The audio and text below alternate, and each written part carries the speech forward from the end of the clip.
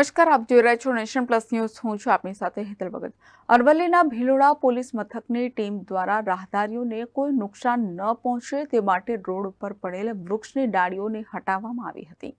અરવલ્લીના ભિલોડામાં ધોધમાર વરસાદના કારણે અને ભારે પવનના કારણે પોલીસ મથક નજીક પીપળાનું વૃક્ષ ધરાશાયી થયું હતું.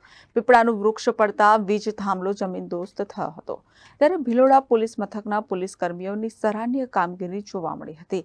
વરસતા વરસાદ વચ્ચે પોલીસે યુજીવીસીએલની ટીમ સાથે મળીને વૃક્ષ રસ્તા પરથી હટાવ્યું હતું. Kapil Patel, nation plus news, Aravalli. સમાચારોના સતત અપડેટ મેળવવા માટે અમારી નેશન પ્લસ ન્યૂઝની યુટ્યુબ ચેનલને સબસ્ક્રાઇબ કરો, બેલ આઇકન દબાવો અને જોડાયેલા રહો ફેસબુક, ઇન્સ્ટાગ્રામ અને ટ્વિટર પર.